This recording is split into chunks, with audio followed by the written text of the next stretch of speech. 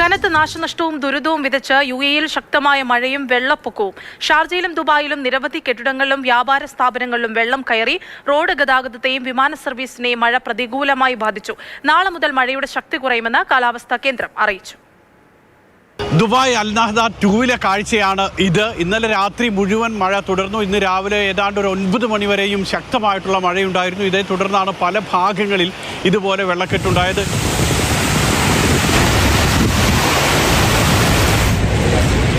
ദുബായിലെ ഈ കാഴ്ചകളേക്കാൾ ഭീകരമാണ് ഷാർജയിലെ വെള്ളപ്പൊക്ക ദുരിതം. Muwaileh, new Muwaileh, national paint, Al Nahda, king Faisal street, school area തുടങ്ങി നിരവധിയിടങ്ങളിൽ വെള്ളം നിറഞ്ഞ് സാധാരണ ജനജീവിതം തടസ്സപ്പെട്ടു. ഫ്ളാറ്റുകളിലും വ്യാപാര സ്ഥാപനങ്ങളിലും വെള്ളം കയറി. ഗതാഗതം മുടങ്ങി.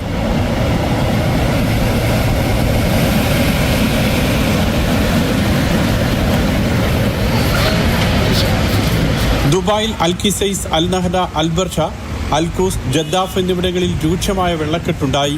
ദുബായിൽ നിന്നും ഷാർജ, അജ്മാൻ എന്നിവിടങ്ങളിലേക്കുള്ള ഇന്റർസിറ്റി ബസ് സർവീസ് നിർത്തിവെച്ചു.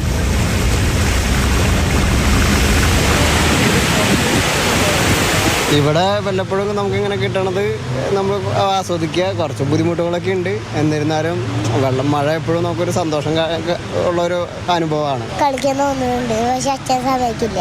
ഇത് എല്ലാ വർഷത്തിലും ഇപ്പോൾ വരുന്നുണ്ടെന്ന് തോന്നുന്നു. ഓഫീസുണ്ട്, ഞങ്ങൾ പോകാൻ നിർവാഹമില്ല, ഇങ്ങനെ നിൽക്കുകയാണ്. നടന്നു പോകാൻ പറ്റൂല. പിന്നെ വണ്ടി വലിയ വാഹനങ്ങൾ പോകുന്നുണ്ട്, ചെറിയ വാഹനങ്ങൾ പോയി കഴിഞ്ഞാൽ വഴിയിലാവും. ദുബായ് വിമാനത്താവളത്തിൽ നിന്നുമുള്ള 20ഓളം സർവീസുകൾ റദ്ദാക്കിയെങ്കിലും വൈകുന്നേരത്തോടെ പ്രവർത്തനങ്ങൾ സാധാരണ നിലയിലായി.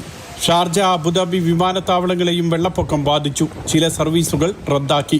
ഗ്ലോബൽ വില്ലേജ് അടക്കം ദുബായിലെ പാർക്കുകളും ബീച്ചുകളും അടഞ്ഞുകിടക്കുകയാണ്. ഷാർജയിലും പാർക്കുകൾ അടച്ചു. നിരവധിയിടങ്ങളിൽ വാഹനങ്ങൾ വെള്ളത്തിൽ മുങ്ങി.